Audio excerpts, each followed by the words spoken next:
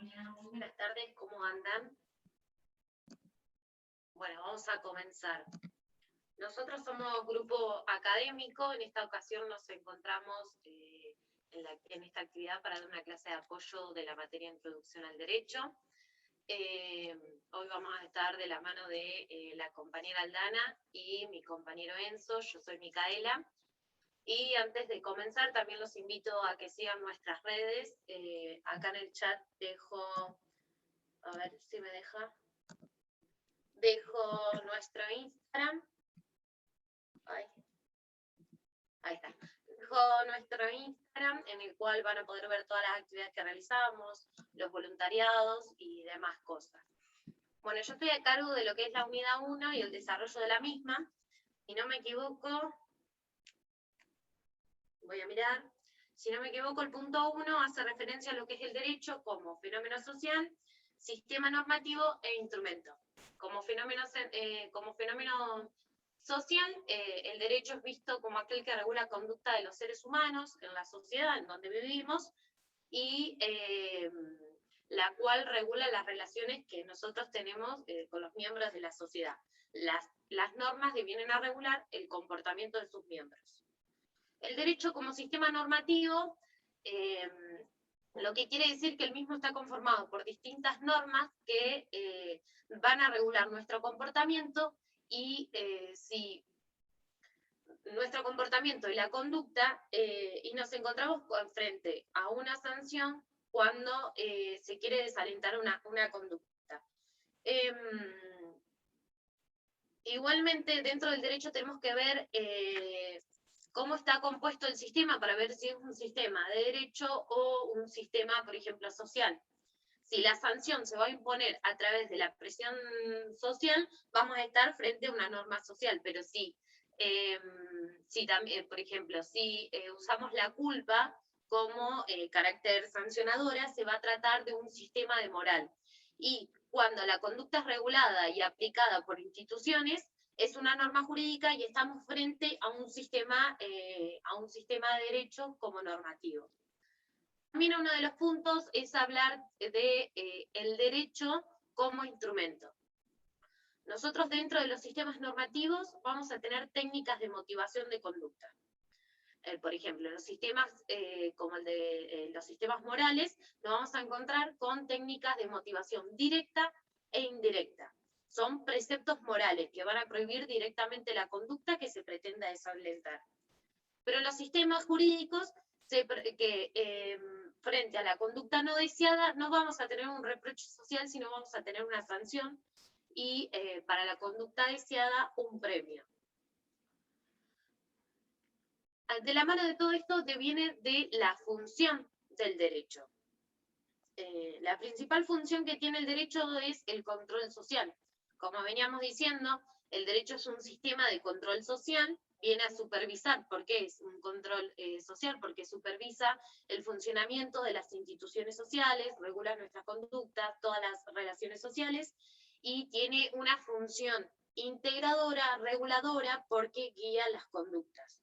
Entonces, las autoridades cuentan con la posibilidad de regular el comportamiento, como dije anteriormente, incentivando la conducta deseada y ante una conducta no deseada, tenemos técnicas de control social como la sanción, represión y frente a la conducta deseada, premios, o también tenemos mecanismos de prevención y promoción. De todo esto, el derecho como control social le sigue lo que es la seguridad jurídica.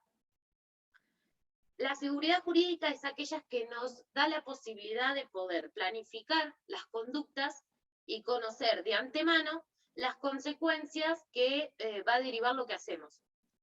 Yo realizo tal actividad y va a tener una consecuencia.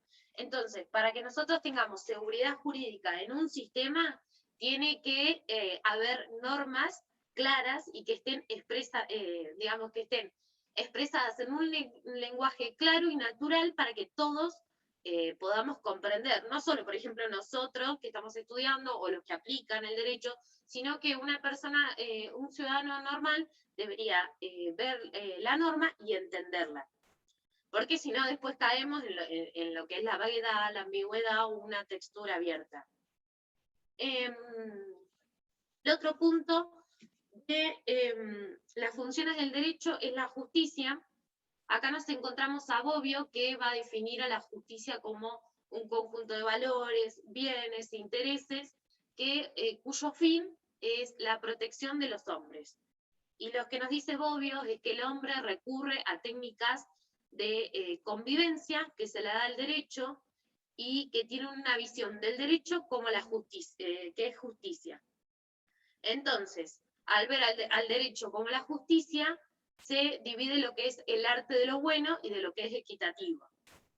Ya en el derecho romano teníamos como el concepto de la justicia, el concepto de justicia era constante y perpetua, y que cada uno tenía que actuar conforme a derecho, y una de las reglas principales era no dañar al otro, dar a uno lo que corresponda, entre otros.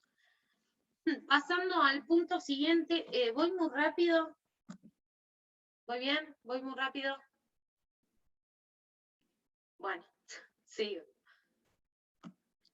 Pasando al otro punto, que son el lenguaje, las funciones del lenguaje. Acá nos encontramos con Raz, que hace como una clasificación. En cuanto a las funciones del lenguaje, podemos encontrar funciones directas o indirectas. Las funciones directas van a ser aquellas que se cumplen simplemente con la obediencia y el derecho, que no requiere otro tipo de comportamiento adicional. Esas serían las directas, según Raz. Pero las indirectas se alcanzan a través de un cambio de actitudes, sentimientos y opiniones. Por ejemplo, los efectos indirectos del derecho puede ser el sentimiento que tenemos nosotros, por ejemplo, a la pertenencia a un país.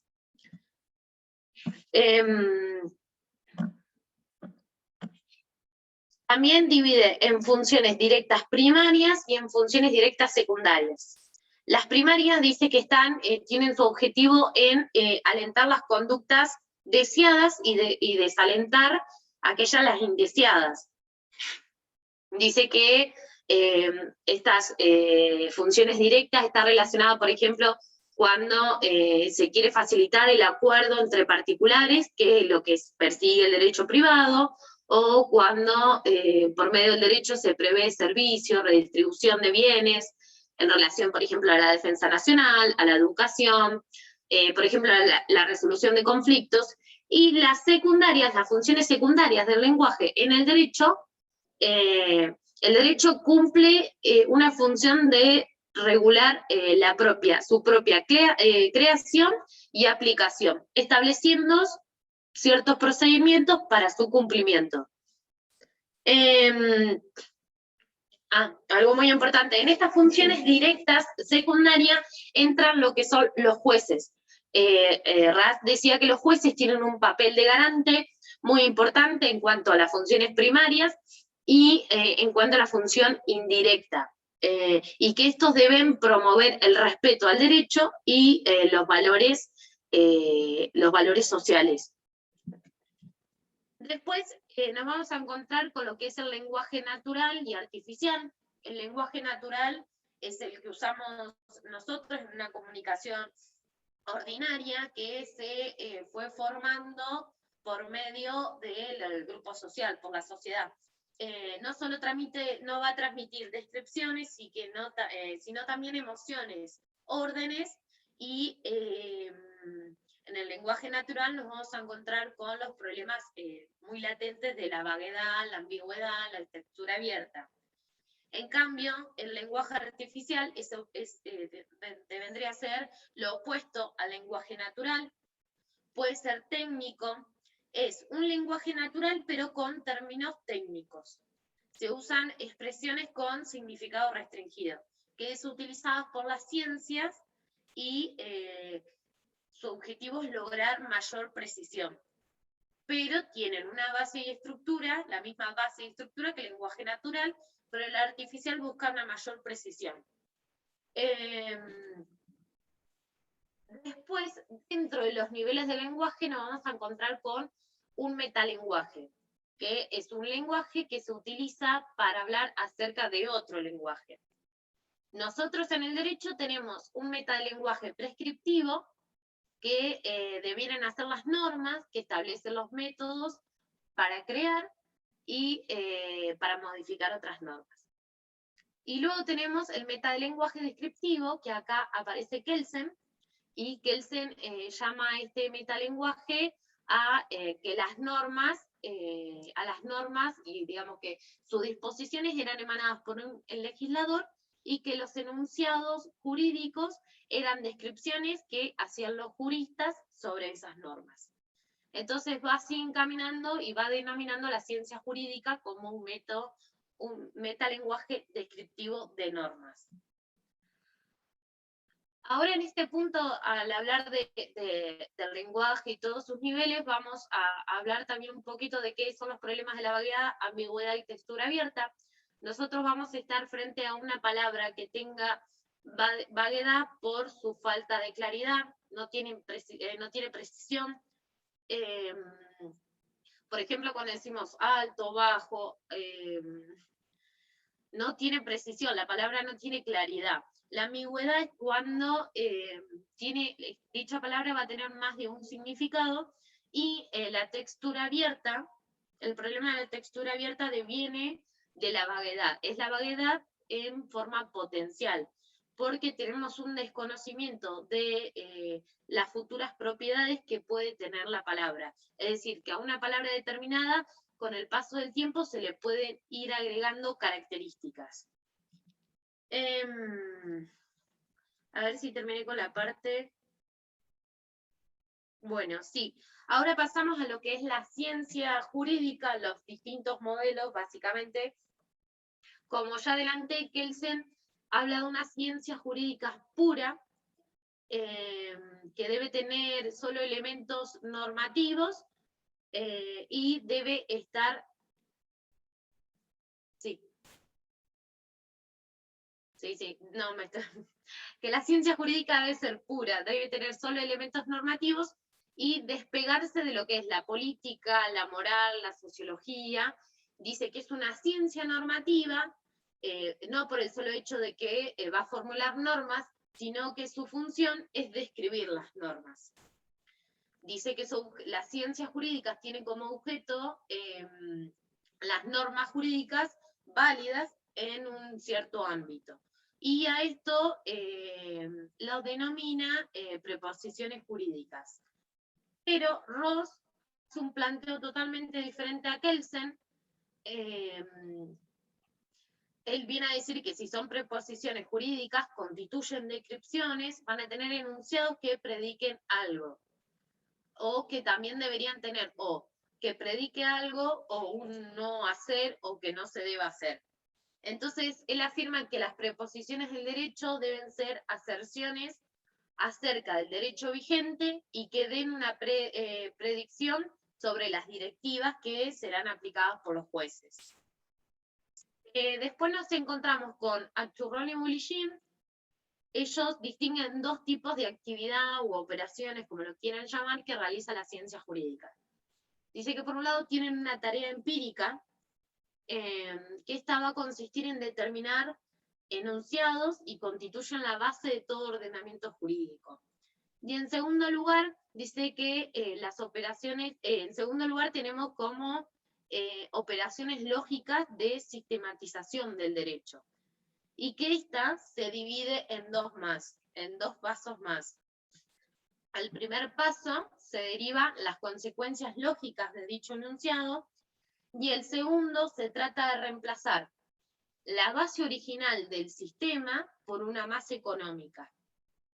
Por ejemplo, los principios generales. El último punto nos habla de la dogmática jurídica. Esta es predomina en los países del continente europeo, se va a caracterizar por actitudes ideológicas sobre el derecho positivo. Lo dogmático deviene hacer referencia a la creencia de la verdad y no permite una corroboración, de manera subjetiva sobre el derecho. Y tienen como pilar central de que las normas que integran el derecho positivo no son enunciados susceptibles de ser calificados como verdadero o falso. Creo que ya...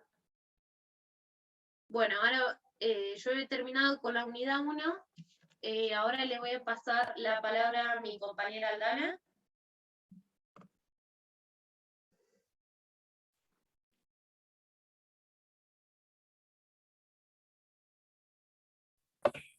Mica, si querés hagamos lo siguiente, hasta que ella llegue, arranco yo con la unidad 3 y bueno, y en caso de que llegue, retoma ella desde ahí en adelante.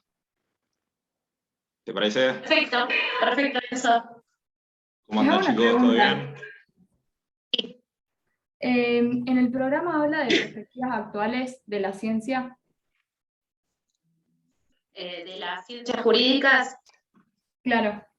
Claro, yo lo interpreté, sí, la estaba terminando. Yo lo interpreté como las opiniones de los diferentes autores, por eso lo puse como primero, para hablar de ciencias políticas. Ok, buenísimo. Gracias. No, de nada. Ahí se me fue. ¿Alguna pregunta más sobre esto o quieren que la esperemos hasta el final, así el compañero comienza a desarrollar la otra unidad? Bueno, eso, sin más preámbulos. Dale, gracias. Bueno, chicos, como bien dijo ella, me llamo Enzo, ya algunas caras conocidas, o nombres conocidos, mejor dicho, ya tengo desde la clase anterior, del jueves pasado. Así que bueno, en este caso yo trataría la unidad 3 de Introducción al Derecho, así que tocaríamos el punto 7, que habla de sistema jurídico. Dentro de eso, el concepto de sistema, los sistemas estáticos y sistemas dinámicos, y el sistema jurídico como sistema normativo. Bueno, para arrancar, yo me voy a manejar con la misma dinámica que la vez anterior, no sé para qué estuvo, para qué no estuvo. Tengo acá anotadas las páginas de los diferentes libros que voy a usar para dar los temas, así que bueno, si tienen los libros de Moreso y de Nino a mano, pueden seguirme leyéndolos, porque como repetí la clase pasada, no voy a hablar de algo que no figura en el libro. Así que bueno, para arrancar, nos pide el concepto de sistema, el punto 7, así que arrancaríamos por la página 95 de Moreso, que nos habla de la noción de sistema jurídico y a su vez el derecho como sistema. Así que acá podríamos hacerle hincapié a que se acostumbra a pensar que las normas jurídicas no se hallan aisladas, sino que forman algún tipo de unidad, que tienen entre sí algún tipo de relación que permite concebirlas como un sistema. O tal vez es mejor que una adecuada concepción del derecho exige concebirlas de manera sistemática. Y sigue diciendo que un sistema es un conjunto de elementos relacionados entre sí, es decir, un conjunto más una estructura, la cual define las relaciones que se dan entre los elementos del conjunto. Un conjunto puede ser formado a partir de cualquier colección de elementos, pero no todos los conjuntos pueden concebirse como sistemas. A su vez, la afirmación de que el derecho puede ser concebido como un sistema requiere ser complementada con el establecimiento de las relaciones que se dan entre los elementos que integran el conjunto del derecho. En la tradición jurídica, entonces, existen tres nociones que pueden servir para definir las relaciones entre las entidades jurídicas. En primer lugar, los autores de la Escuela Histórica del Derecho nos hablan de la relación principal entre los elementos del derecho, que era de carácter orgánico. Para ellos, los elementos que integraban el derecho no eran las normas, sino los institutos jurídicos, y dichos elementos tenían entre sí relaciones orgánicas, es decir, relaciones de interdependencia mutua. pero sin embargo nunca se establecieron claramente cuáles eran esas relaciones de interdependencia mutua. En segundo lugar, ya que dijimos que eran tres los elementos, algunos autores han pensado que entre las normas jurídicas existen relaciones lógicas, es decir, relaciones de consecuencia lógica.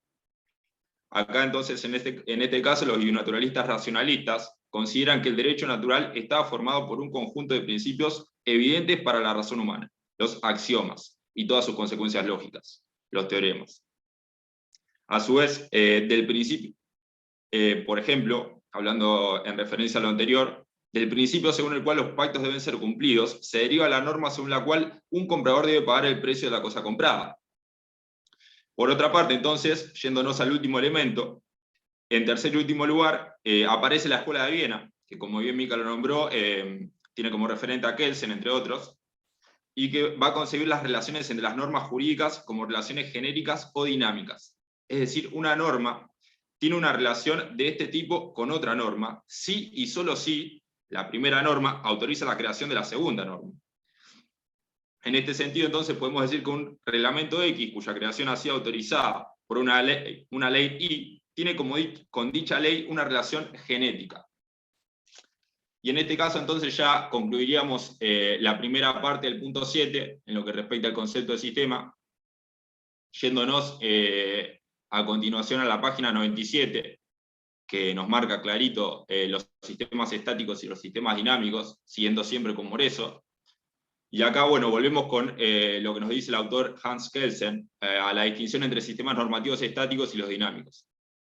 Y acá podríamos ver entonces, o hacer hincapié, que un sistema normativo va a ser estático si y solo si está estructurado por la relación de consecuencia lógica establecida por el criterio de deducibilidad. Por otra parte, hablamos ya del estático, ahora pasamos al dinámico, y así podemos decir que un sistema normativo va a ser dinámico si y solo si está estructurado por las relaciones genéticas, de acuerdo con el criterio de legalidad. A su vez, el criterio de deducibilidad comporta la identificación de un conjunto determinado de normas como normas del sistema. Al concebirlas como estructuras mediante la relación de consecuencia lógica, todas las consecuencias lógicas de estas normas también son miembros del sistema. Así entonces, el criterio de deducibilidad establece la siguiente relación entre dos normas, la norma 1 podríamos llamarla, y la norma 2, que vamos a llamar entonces un conjunto de normas. Así entonces la norma 2 tiene la relación lógica con la norma 1, si y solo si la norma 2 es una consecuencia lógica de la primera. Eso por un lado. Después nos habla un poco del criterio de legalidad, que nos dice que en cambio comporta la identificación de un conjunto determinado de normas como normas del sistema, al concebirlas como estructuras mediante relaciones genéticas. Las normas cuya creación ha sido autorizada por las identificadas en primer lugar son también miembros del sistema. Y ahí nos vuelve a ejemplificar un poco como en el caso anterior. Y ahora sí, volviendo específicamente a Kelsen, él nos va a decir que los sistemas morales son ejemplos de sistemas estáticos. Habíamos visto que por un lado nos habla de sistemas estáticos y por el otro dinámicos, entonces los sistemas morales son ejemplos de los estáticos. Eso por un lado. Y esto a partir de unas normas consideradas autoevidentes, de las cuales va a ser posible así inferir otras normas que son sus consecuencias lógicas. Por otro lado, pasando a los dinámicos, nos dice que estos se caracterizan porque sus primeras normas únicamente van a establecer los hechos productores de normas. Únicamente confieren entonces autorización para dictar normas. Y así que se añade que los sistemas normativos jurídicos tienen esencialmente un carácter dinámico. Pero ambos principios van a poder ser combinados en un mismo sistema normativo. Es decir, ambos sistemas van a tener una especie de componente tanto dinámico como estático. Así que todo eso por un lado. En la página 98 termina diciéndonos entonces la teoría kelsiana que los sistemas jurídicos son sistemas coactivos. Y un sistema coactivo nos dice es aquel que establece determinadas sanciones, entendidas como la privación forzada de algún bien. Y así, a su vez, como nos habla de sanciones, tenemos que hablar también de la coactividad, que nos dice que constituye un rasgo definitorio de los sistemas jurídicos. Pero sin embargo, no todas las normas jurídicas establecen sanciones. Así las normas constitutivas, por ejemplo, no van a establecer sanción alguna.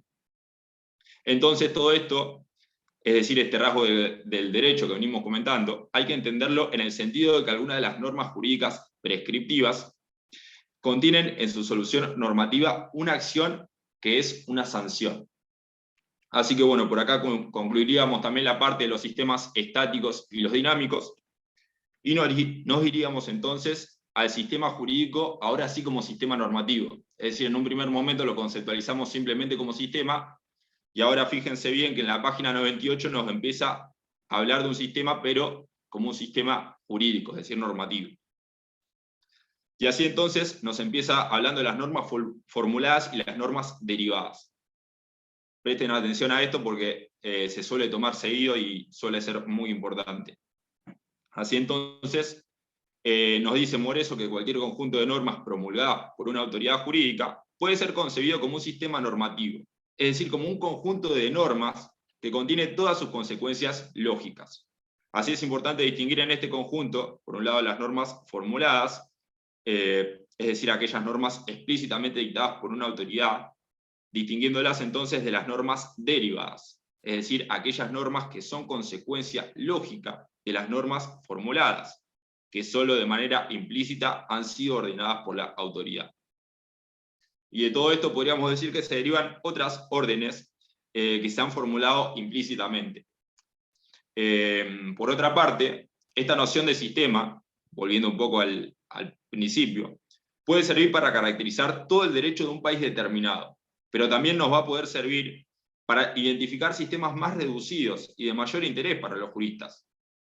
Y así entonces nos dice que estos sistemas normativos no son todo el derecho, pero sin embargo pueden servirnos para averiguar cómo regular determinados casos y los problemas que podemos encontrarnos a la hora de aplicar las normas a dichos casos. Así que cerrando ese primer punto, después el autor, fíjense bien que en la página 99 nos pasa a hablar del universo de casos y el universo de soluciones. Todo esto dentro siempre del sistema visto como un sistema normativo, como un sistema jurídico. Y acá entonces el autor nos pasa a decir que la noción de sistema normativo es útil cuando nos enfrentamos a lo que puede denominarse un problema normativo. Y así vamos a caracterizar más adecuadamente la noción de problema normativo, diciendo que es necesario en primer lugar delimitar el conjunto de casos individuales a los que vamos a circunscribir el problema, es decir, el universo del discurso. Y así entonces nos dice que el universo del discurso viene definido por alguna propiedad que permite caracterizar sus elementos. Y ahí fíjense que a continuación nos da un breve ejemplo. Pero siguiendo un poco más adelante, pasa a hablarnos de lo que puede denominarse el ámbito fáctico del problema. Es decir, los casos que el problema regula, y que está caracterizado mediante tres circunstancias. En primer lugar, el consentimiento del titular, en segundo lugar, la resolución judicial, y finalmente, el flagrante delito. Estas son entonces las tres propiedades relevantes en nuestro universo del discurso, siendo que otras circunstancias nos va a decir que son irrelevantes, pasando a ser para el autor lo único relevante es que haya o no consentimiento del titular, que haya o no resolución judicial y que se esté produciendo o no un delito flagrante. Así entonces cada una de estas tres propiedades nos dice, dividen los elementos del universo del discurso en dos clases. La clase de aquellos elementos en los que la propiedad está presente y la clase de aquellos elementos en los cuales está ausente esa propiedad, es decir, su clase complementaria. Así que dijimos entonces, retomando un poco, que teníamos tres circunstancias para caracterizar el ámbito fáctico del problema, retomando un poco, que dijimos que iban a ser entonces, volviendo al consentimiento del titular por un lado, la resolución judicial y el flagrante delito. Sin embargo, dijimos que no todas estas propiedades van a ser relevantes, sino que lo único relevante es que haya o no consentimiento del titular, que haya o no resolución judicial, y que se esté produciendo o no un delito flagrante. Así que, y volviendo, entonces, cada una de estas tres propiedades que acabo de enumerar, nos van a dividir los elementos del universo del discurso en dos clases, como dijimos, la clase de aquellos elementos en los que la propiedad va a estar presente, y por otro lado la clase en la cual esos elementos se van a hallar ausentes, es decir, no se va a encontrar la propiedad presente, y que vamos a llamar, como dije, la clase complementaria. Por otro lado, volviendo un poco con las propiedades relevantes que el autor considera, nos dice que pueden utilizarse para realizar una clasificación o partición en el universo del discurso. Y así entonces nos habla de una clasificación formalmente correcta, la cual debe reunir los 3 requisitos siguientes, nos pasa a enumerar. En primer lugar, ningún caso individual del universo del discurso debe pertenecer a más de una de las clases, es decir, las clases deben excluirse mutuamente.